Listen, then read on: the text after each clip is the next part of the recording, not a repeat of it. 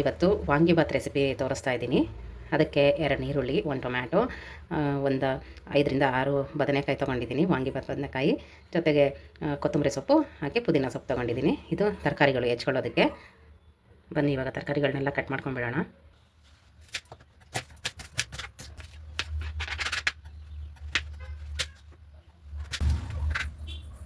ಇವಾಗ ತರಕಾರಿ ಎಲ್ಲ ಹೆಚ್ಕೊಂಡಿದ್ದಾಯಿತು. ನೋಡಿ, ವಾಂಗಿಬಾತು ತುಂಬ ಸಿಂಪಲಾಗಿ ಮಾಡ್ಬೋದು. ತುಂಬ ಸಿಂಪಲ್ ತರಕಾರಿ. ನಾನಿವತ್ತು ಹೋಟೆಲ್ ಸ್ಟೈಲಲ್ಲಿ ಕುಕ್ಕರಲ್ಲಿ ವಾಂಗಿಬಾತ್ ಮಾಡ್ತಾಯಿದ್ದೀನಿ. ಅದನ್ನೇ ತೋರಿಸ್ತೀನಿ. ಬದನೆಕಾಯಿ ಎಲ್ಲ ಹೆಚ್ಕೊಂಡು ನೀರಿಗೆ ಹಾಕ್ಕೊಂಡಿದ್ದಾಗಿದೆ. ನೀರಿಗೆ ಯಾಕೆ ಹಾಕಬೇಕು ಅಂದರೆ ಅದು ಕಪ್ಪಾಗೋದಿಲ್ಲ ಅಂತ. ಹೊರಗೆ ಹೆಚ್ಬಿಟ್ಟು ಹೊರಗೆ ಇಟ್ವಿ ಅಂದರೆ ಬದನೆಕಾಯಿ ಕಪ್ಪಾಗಿಬಿಡುತ್ತೆ. ಅದಕ್ಕೋಸ್ಕರ ನೀರಲ್ಲಿ ಹಾಕೊಂಡು ಇಟ್ಕೋಬೇಕು, ಯಾವುದೇ ಬದನೆಕಾಯಿ ಆದ್ರೂ ಅಷ್ಟೇ. ಈಗ ಒಲೆ ಮೇಲೆ ಕುಕ್ಕರ್ ಇಟ್ಕೊಂಡು ಸ್ವಲ್ಪ ಎಣ್ಣೆ ಹಾಕೊಳ್ಳೋಣ. ಎಣ್ಣೆ ಬಿಸಿ ಆದಮೇಲೆ 1-2 ಪಲಾವ್ ಎಲೆ, ಸ್ವಲ್ಪ ಚಕ್ಕೆ, 1 ಪೀಸ್ ಚಕ್ರ ಮೊಗ್ಗು, 1 ಏಲಕ್ಕಿ, 5ರಿಂದ 6 ಲವಂಗ, 1 ಸಣ್ಣ ಪೀಸ್ ಮರಾಠಿ ಮೊಗ್ಗು, ಇಷ್ಟನ್ನು ಹಾಕಿ ನಂತರ ಒಂದು ಸ್ವಲ್ಪ ಜೀರಿಗೆ ಫ್ಲೇವರ್ಫುಲ್ ಆಗಿರುತ್ತೆ ಅಂತ. ಮಸಾಲೆ ಎಲ್ಲ ಫ್ರೈ ಆದಮೇಲೆ ಅದಕ್ಕೆ ನೀರಲ್ಲಿ ಬಟಾಣಿ ಹಾಕಬೇಕಿತ್ತು. ಇದು ತಕ್ಷಣಕ್ಕೆ ಮಾಡ್ತಾ ಇರೋದು, ಸೊ ಬಟಾಣಿ ನೆನೆಸಿಟ್ಟಿರಲಿಲ್ಲ. ಸ್ವಲ್ಪ ಶೇಂಗಾ ಬೀಜ ಹಾಕ್ಕೊತಾ ಇದ್ದೀನಿ. ಒಂದು ಸ್ವಲ್ಪ ನೀರುಳ್ಳಿ ಎಲ್ಲ ಸ್ವಲ್ಪ ಫ್ರೈ ಆಗೋಕ್ಕೆ ಬಿಡಬೇಕು. ಆನಂತರ ಕಟ್ ಮಾಡಿ ಇಟ್ಕೊಂಡಿರೋ ಟೊಮೆಟೊ ಹಾಕ್ಬಿಡೋಣ. ಈ ಸ್ಟೇಜಲ್ಲಿ ಸ್ವಲ್ಪ ಶುಂಠಿ ಬೆಳ್ಳುಳ್ಳಿ ಪೇಸ್ಟ್ ಹಾಕ್ಬಿಟ್ಟು ಮಿಕ್ಸ್ ಮಾಡಬೇಕು. ನಂತರ ಕಟ್ ಮಾಡಿ ಇಟ್ಕೊಂಡಿರೋ ಕೊತ್ತಂಬರಿ ಹಾಗೆ ಪುದೀನ ಹಾಕ್ಬಿಡ್ಬೇಕು. ಇವಾಗ ಹಾಕಿದರೆ ಚೆನ್ನಾಗಿ ಫ್ಲೇವರ್ ಬರುತ್ತೆ. ಅದಕ್ಕೆ ಅದೇ ಟೈಮಲ್ಲಿ ರುಚಿಗೆ ತಕ್ಕಷ್ಟು ಉಪ್ಪು ಹಾಕ್ಬಿಡೋಣ. 1 ಸ್ಪೂನು, 1.5 ಸ್ಪೂನ್ ಹಾಕ್ತಾಯಿದ್ದೀನಿ ನಾನು. 1 ಲೋಟ ಅಕ್ಕಿಗೆ 1.5 ಸ್ಪೂನ್ ಹಾಕ್ತಾಯಿದ್ದೀನಿ. ಆಮೇಲೆ ಟೇಸ್ಟ್ ನೋಡಿಕೊಂಡು ಮತ್ತೆ ಬೇಕನ್ಸಿದ್ರೆ ಹಾಕ್ಕೊತೀನಿ. ಉಪ್ಪು ಹಾಕಿದ ಮೇಲೆ ಚೆನ್ನಾಗಿ ಮಿಕ್ಸ್ ಮಾಡಿ ಇದನ್ನು ಲೋ ಫ್ಲೇಮಲ್ಲಿ ಇಟ್ಕೊಂಡೇ ಮಾಡಬೇಕು. ಲೋ ಫ್ಲೇಮಲ್ಲಿ ಇಟ್ಟು ಸ್ವಲ್ಪ ಹೊತ್ತು ಬಿಡಬೇಕು. ಇದು ಸ್ವಲ್ಪ ಒಗ್ಗರಣೆ ಫ್ರೈ ಆಗೋದ್ರೊಳಗೆ ನಾವು ಅಕ್ಕಿ ತೊಳ್ಕೊಂಡು ತೊಗೊಂಬಂದ್ಬಿಡೋಣ. ಎಲ್ಲ ಹಾಕಿದ ಮೇಲೆ ಕೊನೆಗೆ ಬದನೆಕಾಯಿ ಕಟ್ ಮಾಡಿ ಇಟ್ಕೊಂಡಿದ್ವಲ್ಲ, ಆ ಬದನೆಕಾಯಿ ಹಾಕಿಬಿಟ್ಟು ಒಂದ್ಸಲ ಮಿಕ್ಸ್ ಮಾಡೋಣ. ಮಿಕ್ಸ್ ಮಾಡಿ ಬಿಟ್ಟು ಹೋಗಿ ಅಕ್ಕಿ ತೊಳ್ಕೊಂಡು ತೊಗೊಂಡು ಬಂದುಬಿಡೋಣ.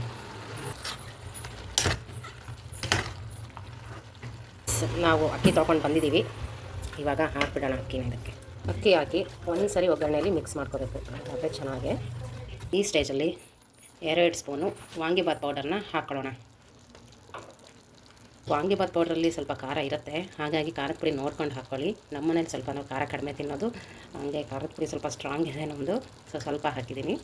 ಇದನ್ನೆಲ್ಲ ಹಾಕಿ ಚೆನ್ನಾಗಿ ಮಿಕ್ಸ್ ಮಾಡಬೇಕು. ಇವಾಗ ನೀರು ಹಾಕೋಣ.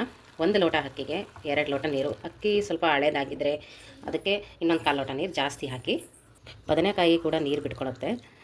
ನಾನು 2 ಲೋಟ ಅಷ್ಟೇ ಹಾಕ್ತಾಯಿದ್ದೀನಿ. ಆಮೇಲೆ ಕುದಿ ಬಂದ ಮೇಲೆ ಇನ್ನೂ ಸ್ವಲ್ಪ ನೀರು ಬೇಕು ಅಂತ ಅನಿಸಿದರೆ ಸ್ವಲ್ಪ ಆ್ಯಡ್ ಮಾಡಿಬಿಟ್ಟು ಆಮೇಲೆ ಲಿಡ್ ಕ್ಲೋಸ್ ಮಾಡ್ತೀನಿ. ವಾಂಗಿಬಾತ್ಗೆ ಹುಣಸೆಹಣ್ಣಿದ್ರೆ ಚೆಂದ, ಅದೇ ಟೇಸ್ಟು. ಸೊ ಸ್ವಲ್ಪ ಹುಣಸೆಹಣ್ಣು ಹಾಕ್ತಾಯಿದ್ದೀನಿ. ಹಾಕಿ ಇದು ಸ್ವಲ್ಪ ಕುದಿಯೋಕ್ಕೆ ಬಿಟ್ಬಿಡೋಣ. ಎಸ್, ಇವಾಗ ಕುದೀತಾ ಇದೆ. ಈ ಸ್ಟೇಜಲ್ಲಿ ಒಂದ್ಸರಿ ನೀವು ಟೇಸ್ಟ್ ನೋಡಿಕೊಂಡು ಉಪ್ಪು ಖಾರ ಕಡಿಮೆ ಆಗಿದ್ದರೆ ಹಾಕ್ಕೋಬೋದು. ಅಕಸ್ಮಾತ್ ಉಪ್ಪು ಜಾಸ್ತಿ ಆಗಿದೆ, ಖಾರ ಜಾಸ್ತಿ ಆಗಿದೆ ಅಂತ ಏನಾದರೂ ಅನಿಸಿದರೆ ಇನ್ನೂ ಸ್ವಲ್ಪ ಅಕ್ಕಿ ತೊಳೆದು ಹಾಕಿ, ಜೊತೆಗೆ 1 ಟೊಮೆಟೊ, ನೀರುಳ್ಳಿ ಇವಾಗಲೂ ಕೂಡ ಹೆಚ್ಚಿಬಿಟ್ಟು ಹಾಕ್ಬೋದು. ಏನು ತೊಂದರೆ ಆಗೋಲ್ಲ, ಯಾಕಂದರೆ ಕುಕ್ಕರಲ್ಲಿ ಬೇಯುತ್ತಲ್ವ, ಸೊ ಏನು ತೊಂದರೆ ಏನಾಗಲ್ಲ. ನಾನು ಹಾಕಿರೋದು ಉಪ್ಪು ಖಾರ ಎಲ್ಲ ಕರೆಕ್ಟಾಗಿದೆ. ನೀವು ಅದೇ ಪ್ರಮಾಣದಲ್ಲಿ ಹಾಕಿದರೆ ಮತ್ತೆ ಆ್ಯಡ್ ಮಾಡೋ ಅವಶ್ಯಕತೆ ಏನಿರಲ್ಲ. ನೋಡಿ, ಈ ಥರ ಇಷ್ಟು ಅಕ್ಕಿ ಮುಳುಗೋಷ್ಟು ಇಷ್ಟು ನೀರಿದ್ದರೆ ಕರೆಕ್ಟಾಗುತ್ತೆ, ಸಾಕು. ಇದ್ರ ಮೇಲೆ ಮತ್ತೆ ನೀರು ಹಾಕಿದರೆ ಮೆತ್ತಗಾಗ್ಬಿಡುತ್ತೆ. ಇಷ್ಟಿದೆ. ಇವಾಗ ಕುಕ್ಕರನ್ನು ಕ್ಲೋಸ್ ಮಾಡಿ ಸೆಟ್ ಮಾಡಿ ಇಟ್ಬಿಡೋಣ. ಲೋ ಫ್ಲೇಮಲ್ಲಿ ಇಟ್ಕೊಂಡು ಕುಕ್ಕರ್ ಲಿಡ್ಡನ್ನು ಕ್ಲೋಸ್ ಮಾಡಿ, ಆನಂತರ ಮೀಡಿಯಮ್ ಫ್ಲೇಮ್ ಅಥವಾ ಲೋಗಿಂತ ಒಂದು ಸ್ವಲ್ಪ ಜಾಸ್ತಿ ಇಟ್ಬಿಟ್ಟು ಬೇಯಿಸಿದರೆ ಚೆನ್ನಾಗಾಗುತ್ತೆ. 2 ವಿಷಲ್ ಆದರೆ ಸಾಕು, ಇಳಿಸ್ಕೋಬೋದು. 2 ವಿಷಲ್ ಆಯಿತು.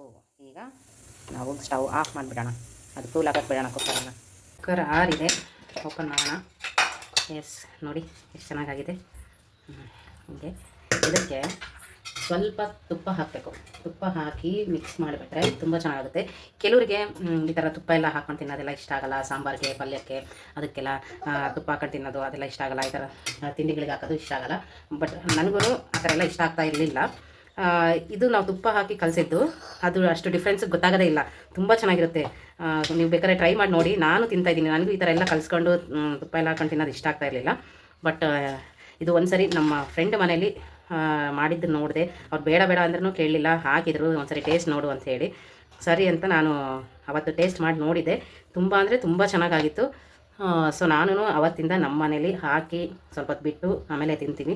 ತುಂಬ ಚೆನ್ನಾಗಿರುತ್ತೆ. ತುಪ್ಪದ ಫ್ಲೇವರ್ ಗೊತ್ತೇ ಆಗಲ್ಲ, ಆದರೆ ಅನ್ನ ಎಲ್ಲ ತುಂಬ ಸ್ಮೂತಾಗಿರುತ್ತೆ, ತಿನ್ನೋಕ್ಕೂ ಚೆನ್ನಾಗಿರುತ್ತೆ. ನೀವು ಒಂದ್ಸರಿ ಟ್ರೈ ಮಾಡಿ. ಇದು ಇವತ್ತಿನ ನಮ್ಮ ಹೋಟೆಲ್ ಸ್ಟೈಲ್ ವಾಂಗಿಬಾತ್ ರೆಸಿಪಿ. ನೀವು ಟ್ರೈ ಮಾಡಿ ನೋಡಿ ಮನೇಲಿ. ಇದು ಇನ್ನೊಂದು ಥರ ವಾಂಗಿಬಾತ್ ಮಾಡ್ತೀನಿ ನಾನು ಮನೇಲಿ. ಒಗ್ಗರಣೆ ಹಾಕ್ಬಿಟ್ಟು ಬಾಣಲೆಯಲ್ಲಿ ಅನ್ನ ಸಪ್ರೇಟಾಗಿ ಮಾಡಿಕೊಂಡು ಅದು ಕಲಸೋದು, ಅದು ಬೇರೆ ಥರ ಮಾಡ್ತೀನಿ. ಇವತ್ತು ಸ್ವಲ್ಪ ಟೈಮ್ ಇರಲಿಲ್ಲ, ಈಗ ಮಾಡಿಟ್ಬಿಟ್ರೆ. ಇವಳು ರೈಸ್ ಬಾತ್ ಕೇಳಿದ್ದು ನನ್ನ ಮಗಳು. ಸೊ ರೈಸ್ ಬಾತ್ ಏನು ಬದನೆಕಾಯಿ ಇದ್ದಾವೆ ಸುಮ್ಮನೆ ಏನು ಅಂಥೇಳಿ ಇದನ್ನು ಮಾಡಿದ್ದೀನಿ. ನೋಡಿ ಇಷ್ಟ ಆಗ್ಬೋದು. ಇದಿನ್ನೂ ಸ್ವಲ್ಪ ತಣ್ಣಗಾಗಬೇಕು, ಅವಾಗ ಇನ್ನೂ ಚೆನ್ನಾಗಾಗುತ್ತೆ. ತುಂಬ ಉದುರ್ನಂಗೆ ಬರುತ್ತೆ. ಈಗ ಸ್ವಲ್ಪ ಬಿಸಿ ಇರೋದಕ್ಕೆ ನಿಮಗೆ ಅನಿಸ್ತಾ ಇದೆ, ಸೂಪರಾಗುತ್ತೆ. Okay, bye. Thank you. ಚಾನಲನ್ನು ಲೈಕ್ ಮಾಡಿ, ಶೇರ್ ಮಾಡಿ, ಕಮೆಂಟ್ ಮಾಡಿ. ಬೇರೆ ಬೇರೆ ರೆಸಿಪೀಸ್ ಬೇಕು ಅಂದರೆ ಹಾಗೆ ಚಾನಲನ್ನು ಸಬ್ಸ್ಕ್ರೈಬ್ ಮಾಡಿ ದಯವಿಟ್ಟು ಮರಿಬೇಡಿ.